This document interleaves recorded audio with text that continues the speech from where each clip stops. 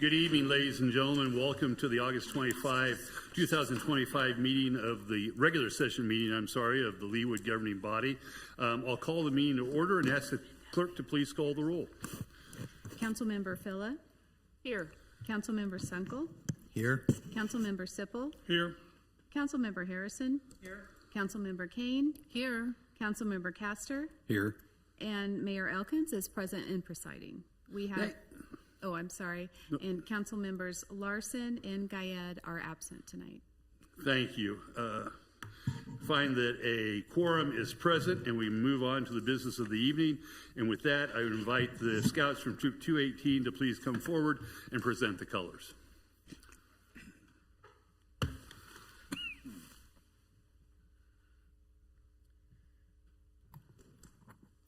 Attention, audience, please rise. Color guard, advance.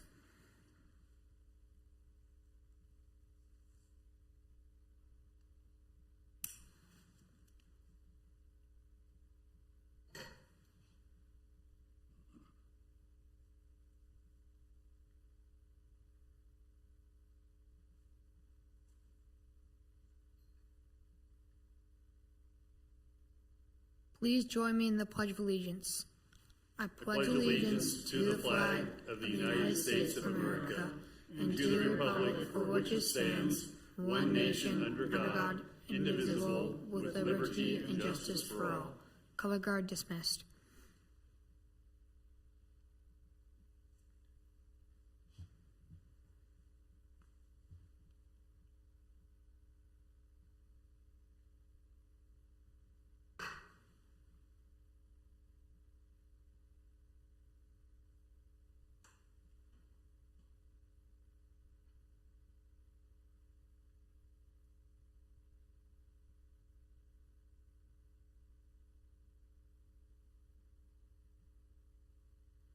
All right, y'all may be seated. Thanks to the scouts from Troop 218. I would invite the color guard to come back forward to the podium, please.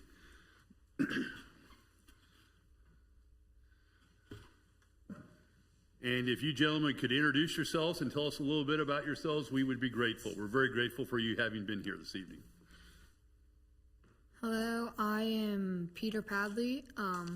We're Troop 218 and from Ascension.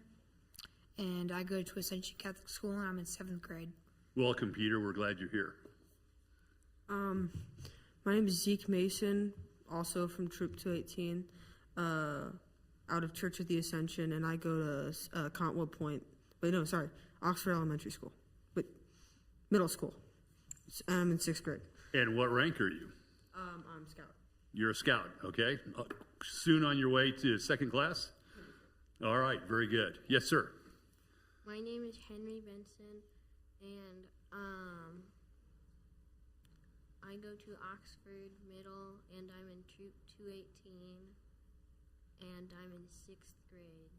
Henry, we're glad you're here. Thank you for being here tonight. My name is Eli Wright, and I'm Troop 218, Church of the Ascension. I go to Oxford Middle School, and I'm in 6th grade, and I'm scout rank. Great, Eli, we're glad you're here.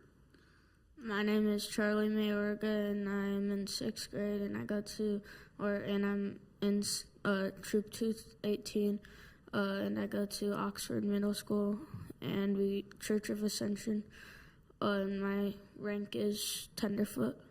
Charlie, thank you for being here, and thanks to all of you. You guys did a great job tonight. It's not easy to stand up in front of a bunch of adults and lead us in the flag, and even harder to introduce yourself. So we're really grateful for what you did.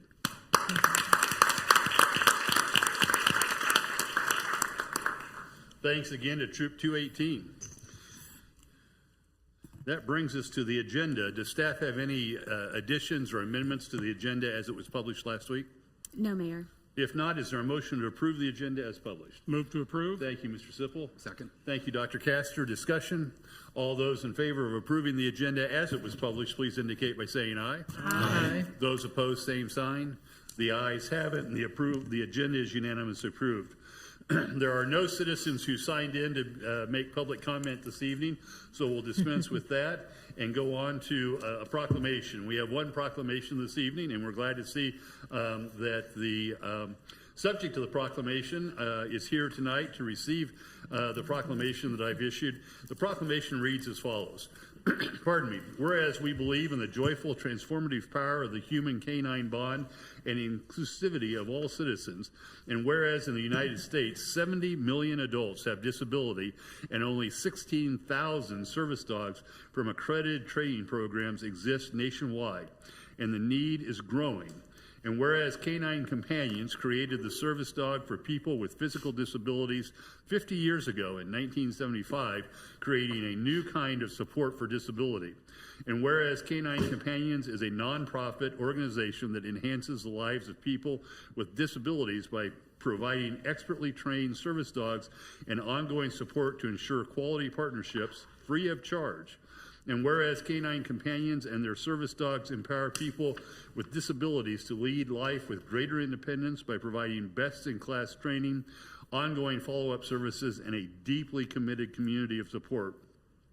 And whereas National Service Dog Month aims to educate our community about the benefits of service dogs and the laws protecting their handlers, and whereas the city of Leawood, Kansas continues to work toward becoming an inclusive community in which all citizens and their trained service dogs are embraced, now therefore I, Mark E. Elkins, Mayor of the city of Leawood, Kansas, on behalf of the citizens of Leawood, do hereby proclaim September 2025 as National Service Dog Month in the city of Leawood, and I encourage all citizens to celebrate service dogs and be respectful to the rights to safe access in our community afforded to the adults, children, and veterans who lead more independent lives because of their assistance. In testimony whereof, I have hereunto set my hand and caused the seal of the city of Leawood to be affixed this 25th day of August 2025. And again, I would just add my personal thanks to all of the service that the service dogs and those who train the service dogs provide to those citizens who are in need. So with that, I would invite the folks from Canine Companions to step forward and receive this proclamation. And their puppies. And their dog. And if you'd like to comment, we would be grateful to hear what you have to say. All right. Thank you, everybody. Good evening. My name is Sherry Bryant. I'm a volunteer puppy raiser for Canine Companions. With me tonight are my fellow puppy raisers, Sandy Groff and Susan Haddad, as well as their puppies in training, Elias and Ludwig. My puppy's only 12 weeks old, so still a little young to bring out in public.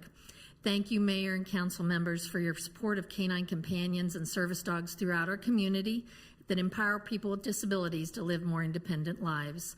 We are a nonprofit organization that's been around for 50 years. We actually created the concept of service dogs for people with physical disabilities in 1975. Since then, we have provided more than 8,200 service dogs completely free of charge to adults, children, and veterans with disabilities. This proclamation declaring September as National Service Dog Month allows us to recognize the incredible life-changing work that these dogs do, and it enables us to advocate for their rights and the handlers who have service dogs throughout our community. Thank you again for issuing this proclamation tonight.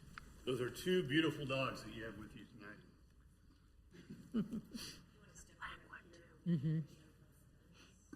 Bring the dogs up. Yes, please. If I could ask a question while you're doing this logistics, but pay attention to Beth and have your photo taken. My friend Sally raises dogs for y'all, and I understand that they are, faces forward, folks. The puppies are named by a theme, if I understand. The litters are named by a theme.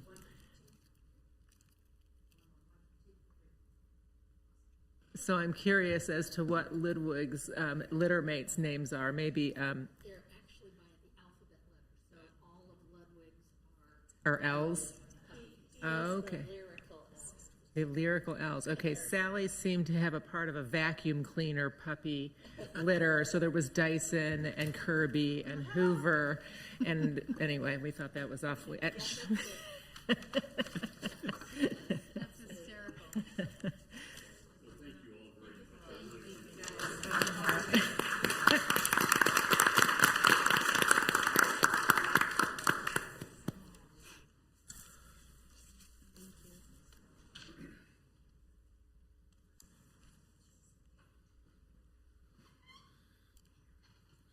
So even though it's a little bit unusual for me, there are times when I go off script.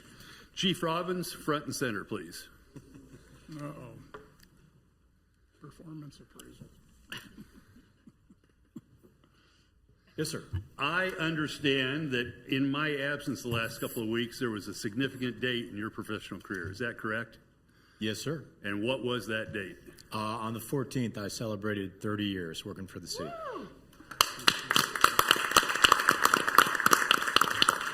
Chief, I was sorry that I was not here to congratulate you in person on that day, but I just wanted to publicly thank you for 30 years of service protecting our citizens and the level of commitment that you've shown over those 30 years. And I would be remiss if I didn't ask you to stand up and receive our gratitude as a governing body and, more importantly, our gratitude as citizens of the city. You've served us well, and we look forward to maybe not another 30 years, but I think Chief Finger's record is safe. I'm looking for at least 20 more. So thank you, Chief. We really appreciate it. Thank you.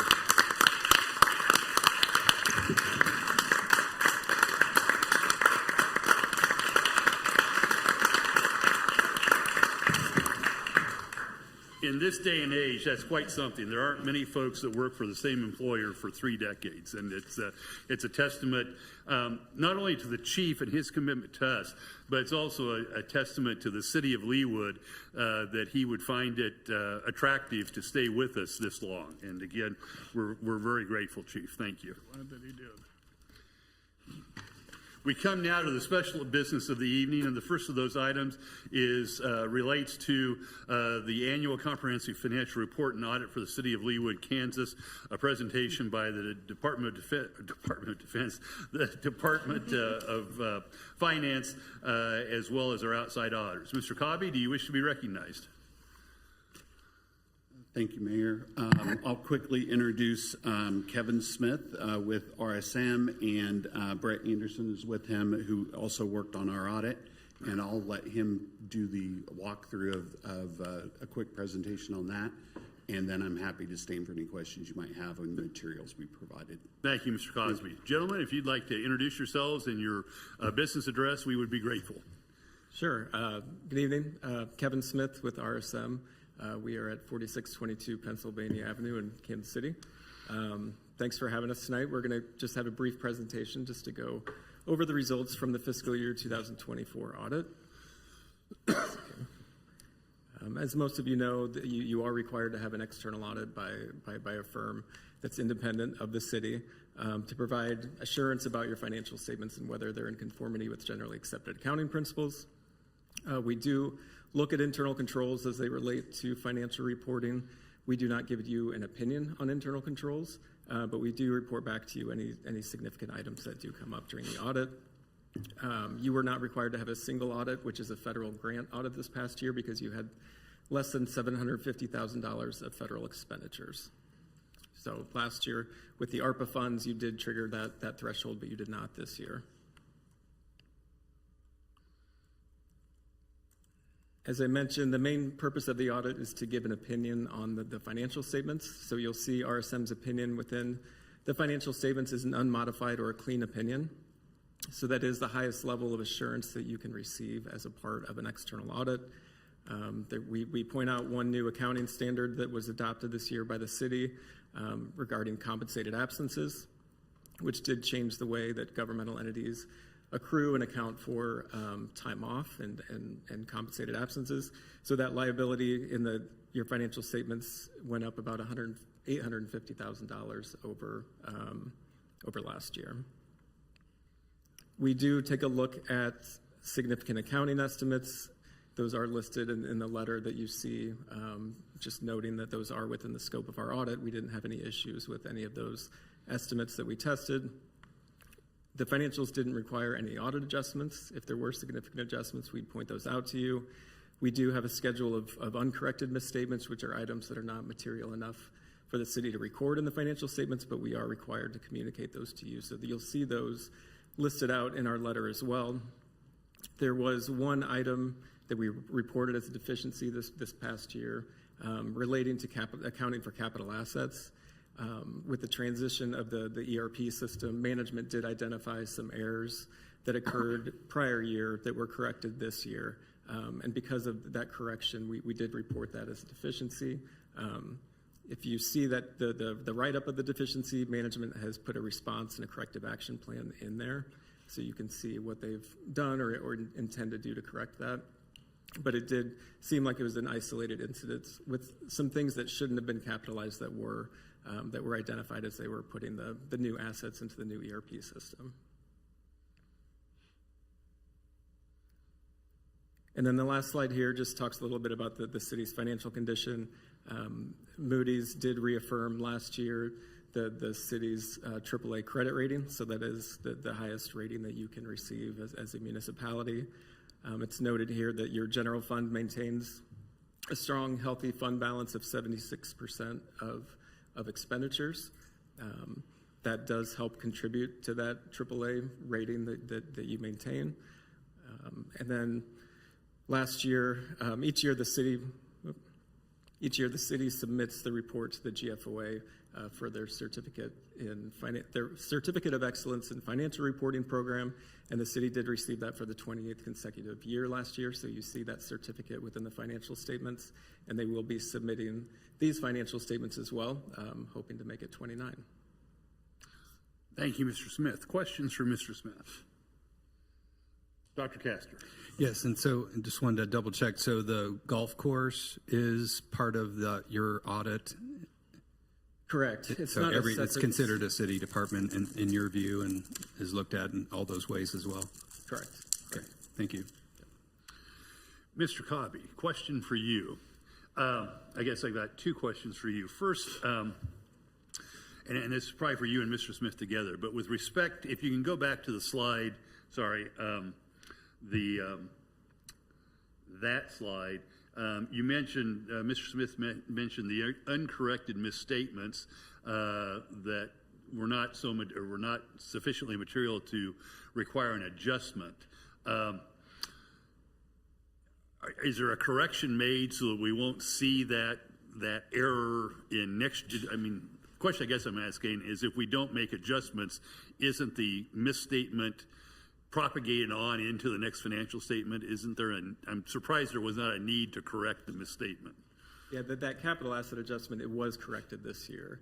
The reason it was uncorrected because it related to prior years. So instead of reissuing prior year financials, the current year financials were fixed.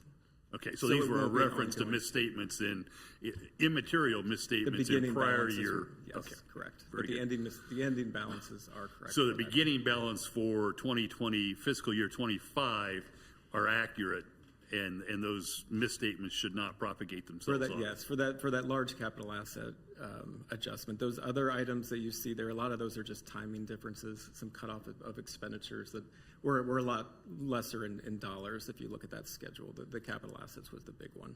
And then, Mr. Cobby, if you could, for the lay people amongst us who don't talk of real good accounting or financial, could you tell us a little bit more about what the weakness was, how it was identified, and most importantly, what staff has done to address that weakness? As you know, I'm particularly concerned about internal controls. So when I saw that grabbed my attention.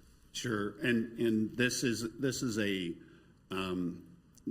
weakness dealing with the financial statements, not with like internal controls of money or cash or handling of money in any way. It's just on the reporting of our capital assets. As you look through the financial report, you can see some big numbers that account for all of the capital assets of the city.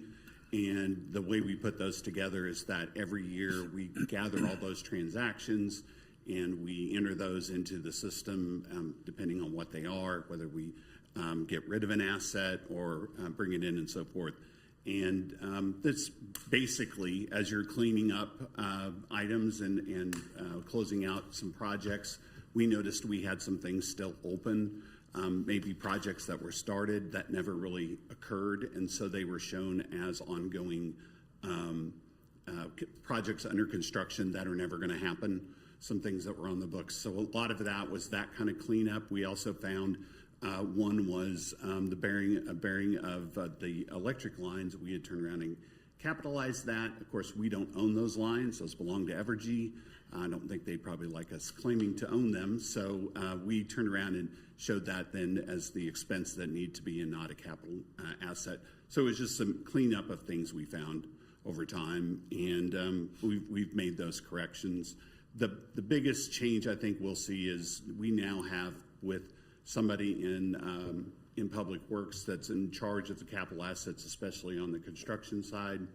Our system will be able to identify them a little bit easier as we go along, and we want to make those adjustments throughout the year instead of trying to do them at the end of the year as they were done before. So it's just a little bit of a process cleanup on our end. Of course, having staff helps as you go through the year. That's one of the things that gets dropped and put off till the end of the year because it's not dealing with money or cash or those kind of things that we normally are concerned about. It's really in the year-end financial statements, and we don't make our statements throughout the year on the accrual basis. We make those adjustments in this process. So part of that is it is only at the end of the year, but it's something that we need to do, and we prefer to be handling that as we go along. So I understand, and it's a good thing. It's one thing to correct the for lack of a better term, the errors that took place. I guess from a process control standpoint, what is the process change or the process control that you've put in place to prevent these things from happening again next year? I think the best answer to that is we now have a system where all those adjustments are going to be made not only in our system but in systems that are in Public Works and not on spreadsheets and kept kind of on this side and then entered at the end of the year. They'll occur. Those things will be in systems. We'll do a check monthly between the different departments. We'll set up that process and then make sure those adjustments are being made and that we've accounted for everything. So we have a process in place with the new system that permits you, your department, the finance department, to do a check on what the Public Works Department is recording. Is that a fair statement? I think it's really more of we both have systems now instead of keeping things on spreadsheets. Do you have the same system? I mean, is it? No. But between the project management system and their capital asset system, we both can generate reports now. That did not really exist before. It was pretty much everything was kept on spreadsheets, and now we will have those identified as we purchase those, that those are assets that will be in ours. We'll double check to make sure they're on others, and a lot of it's just the constant reconciliation that we do between items that we have. So that way you can reconcile what's reported on your system against what's reported in the project management system. Okay, very good.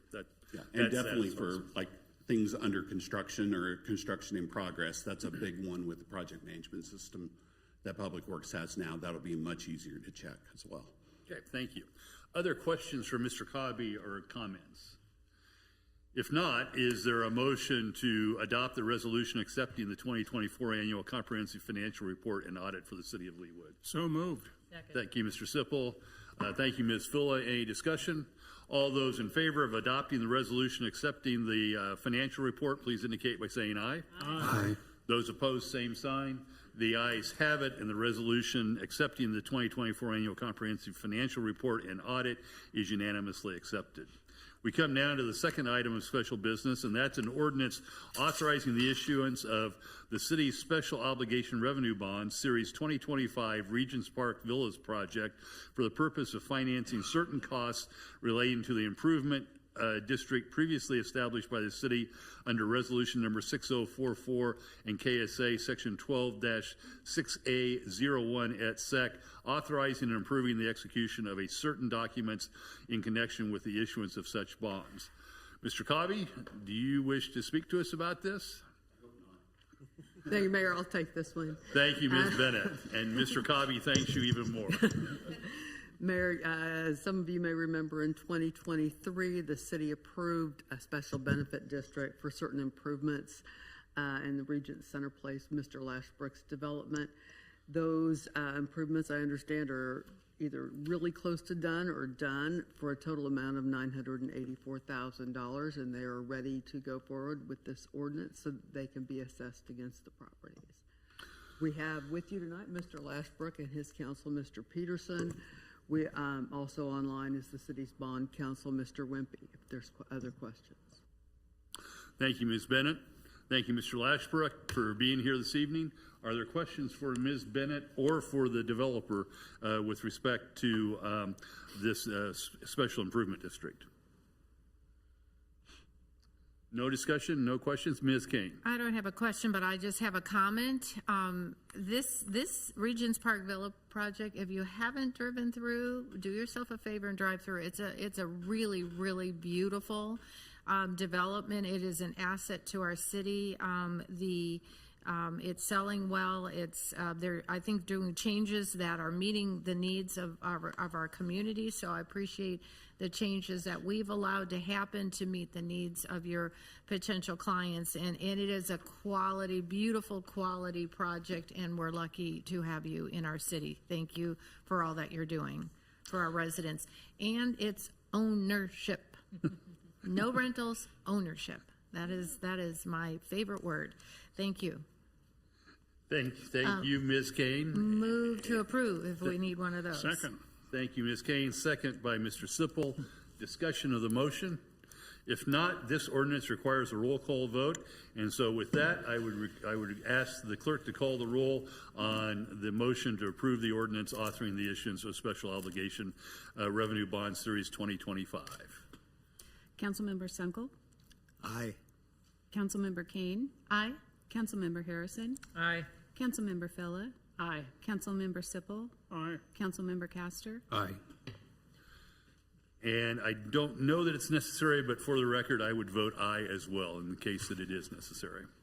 And that vote is 7-0.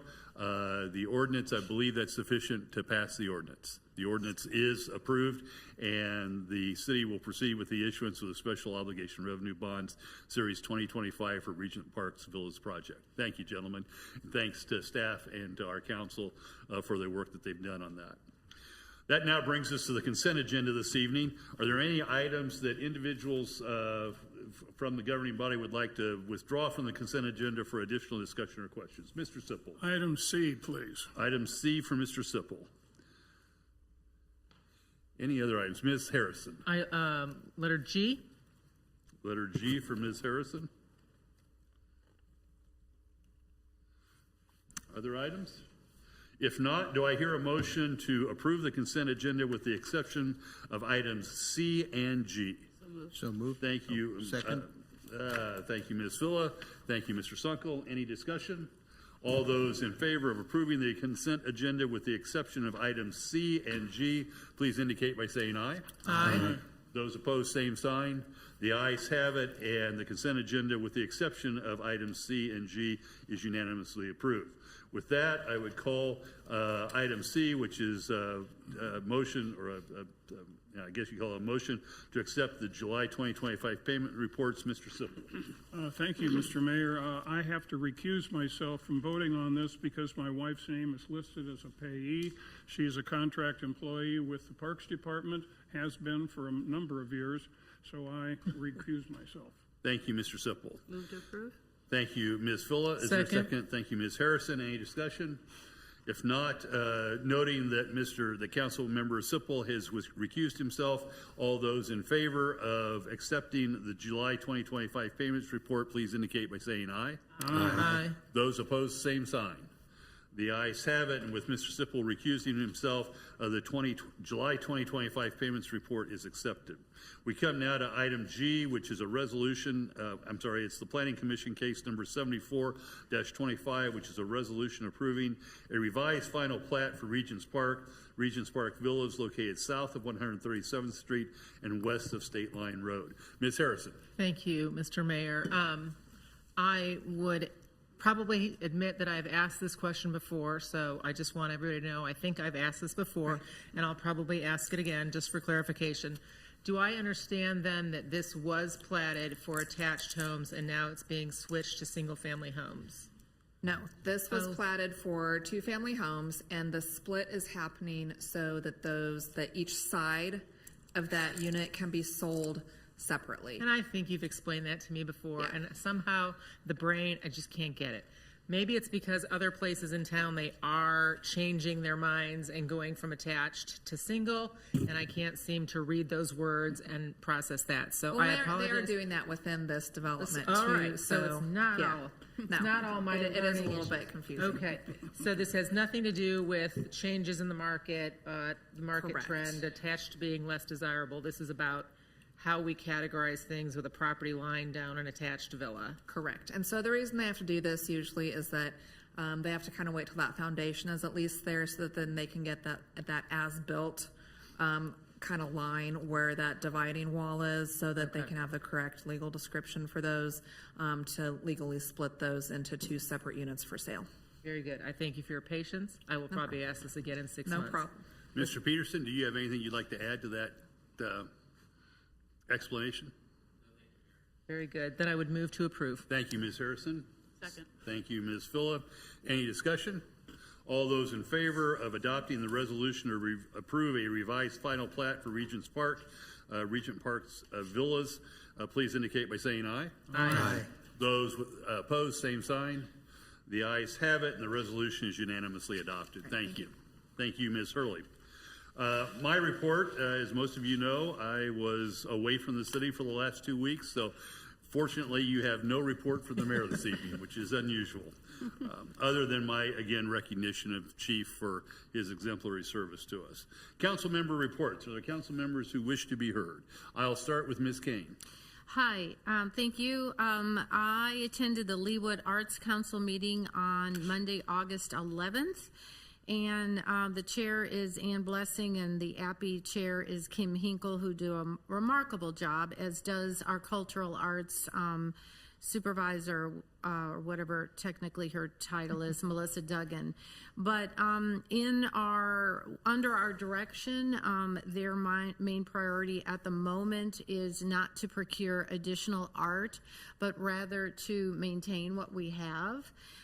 In the meantime, because they're not actively looking for new pieces for the city, they've identified 3 task force, they're calling them, Brand Identity, Public Arts Priority Task Force, and then the Community Engagement Task Force. Among the committee members, some committee members are on all of them, some are just on one. But they're doing some remarkable things, I must say. I don't want to give anything away, but we've got something called a silent disco coming on October 9th that you'll be hearing about, which is terrifically exciting. And the Public Arts Priority Task Force is talking about, how many sculptures, how many 2D, that kind of thing, and filling in what their future plans are. And then community engagement right now is dealing with trails, maps on our trails, and Leawood's art, potential Leawood Art Week. But hats off to the Arts Council for all their new initiative and using what I would say their volunteers to their best and highest use, because they've engaged them. They're asking for their input, and then they're doing some really new and exciting, fresh ideas. So yay Arts Council. Thank you. Can you say what the 3 again are? One is Brand Identity Task Force. One is Public Arts Priorities Task Force. And the third one is Community Engagement. And they're led by, so I think a lot of our committees should take a note. They're led by different committee members, and they have subcommittees all within the Arts Council, but doing some remarkable things. And I believe Melissa is overseeing all of that. But yeah, some fun, new, fresh ideas coming out of arts, other than buying new pieces of art at the moment. And then they did some restoration to the piece out front. I can never remember that guy's name. And Spider-Man, yeah, no, I don't, what, anybody? Sentinel, thank you. Yeah, ding, ding, ding. To Patty, yeah, Sentinel. I can never remember that. Sentinel just got a facelift, and then once Tomahawk Creek Park is done, hello, somebody, the big gray piece, we'll also get a facelift.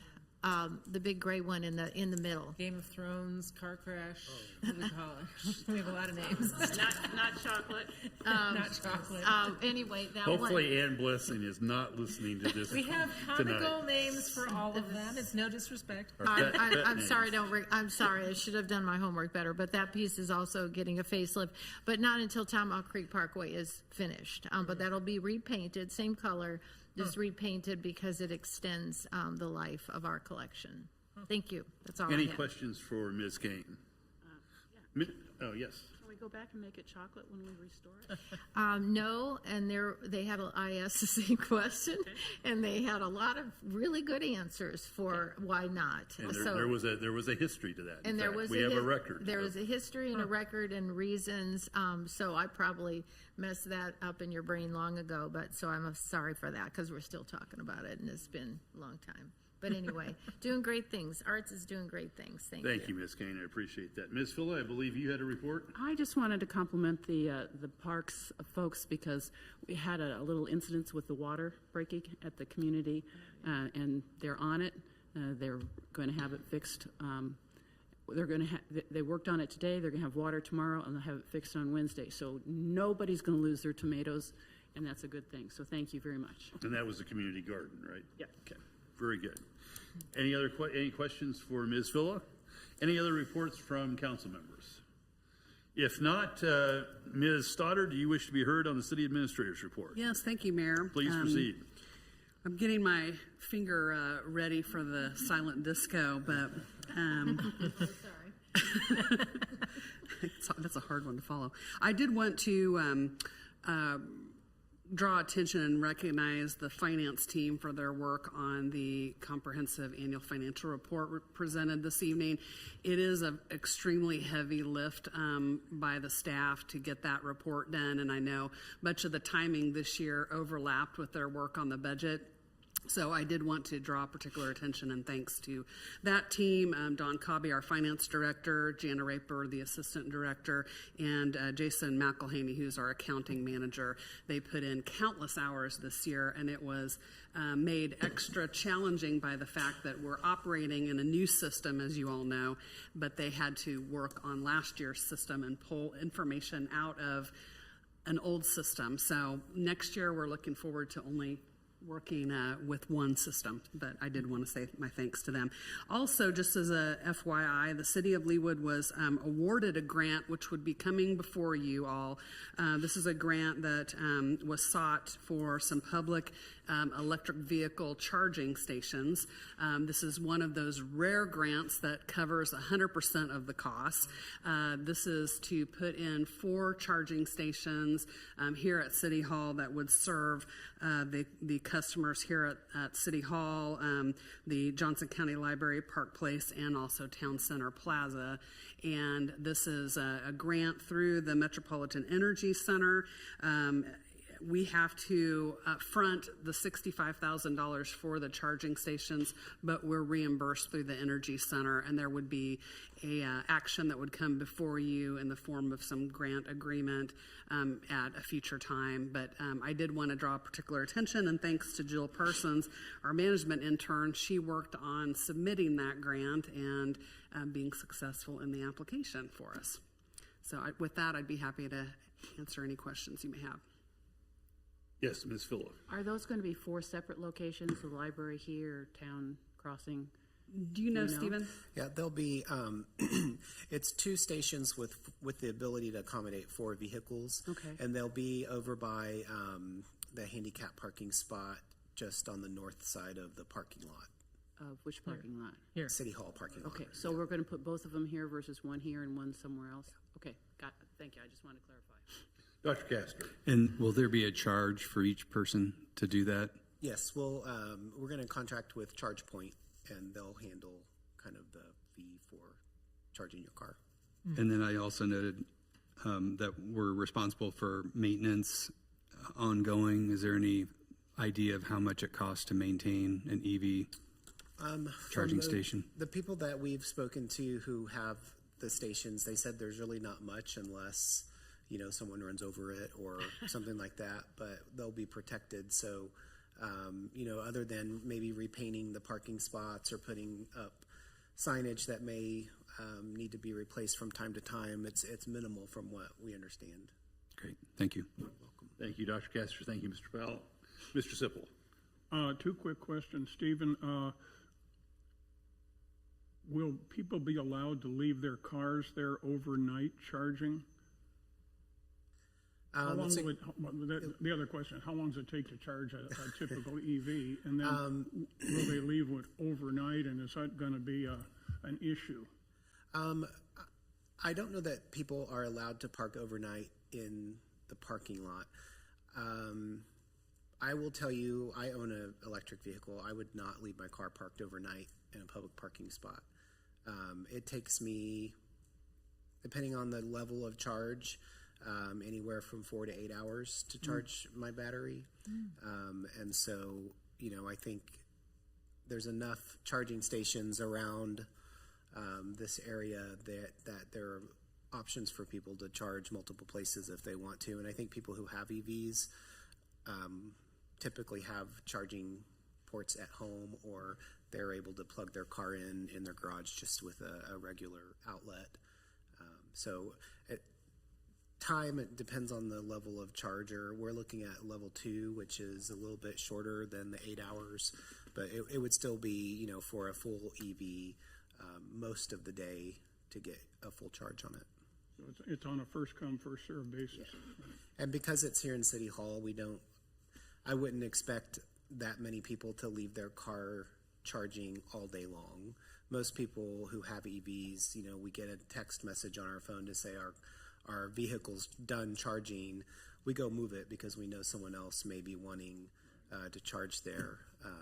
And over at Park Place, I think there's 6 charging stations, and they have a surplus. So I'll charge it from 8 to noon, but then after noon they do surplus charging, so it goes up to $10 an hour to charge. So as soon as you get that text message, I think people are hightailing it out to their car to move it because they don't want to pay the surcharge.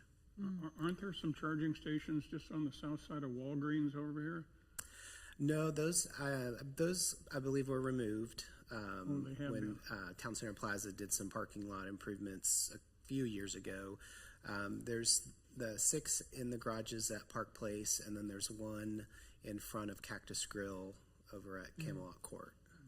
And those are the nearest ones. Thank you.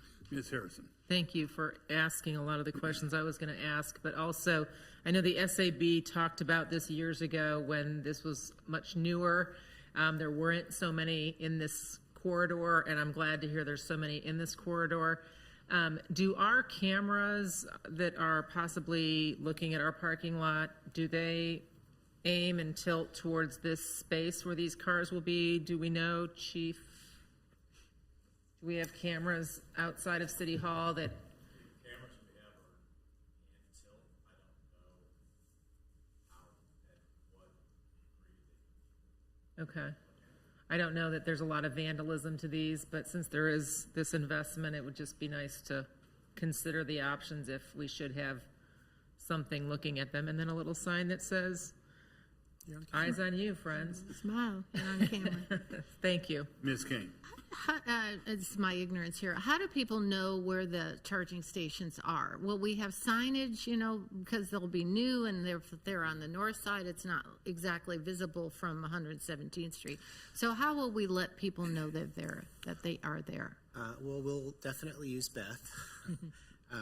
But we'll also any of the charging apps that you use have the maps on them, and most of the vehicles have an integration into the mapping system on the dashboard that will show you where charging stations are. I see. We'll make sure to use Beth and all her tools. We'll make sure that those apps have us on their radar, but then we can also put the little charging station emblem sign at the entrance to the parking lot.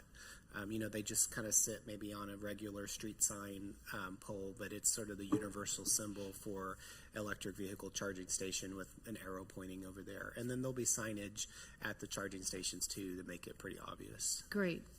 Thank you. You're welcome. Thank you, Ms. King. Any other questions about the electric vehicle charging stations? Ms. Phillip. This isn't a question. I just wanted to congratulate Jill as an intern for putting that in and having the gift of gold that she got a fully funded approval. So that's cool. She did a great job, and as you can tell, she had a little bit of help from Mr. Powell It was as well. mostly Jill. Jill is awesome. Mentors are very important. Anything else, Ms. Stoddard? If not, we have no committee recommendations, no old business, no new business. Is there any other comment that any governing body member would have for the good of the city? If Ms. Phillip. I just want to thank the folks that have been on the committee for the soccer. I just love the enthusiasm, and you can tell that great things are happening, and I couldn't be more pleased with the selection of who's participating. Thanks, Ms. Phillip. Thank you. If not, do I hear a motion to adjourn? So moved. Thank you, Ms. Phillip. Thank you, Dr. Castor. All those in favor of adjourning to our next meeting, which remember, Monday is Labor Day, so our next meeting will be on Tuesday, September the 2nd. All those in favor of adjourning, please indicate by saying aye. Aye. Those opposed, same sign. The ayes have it, and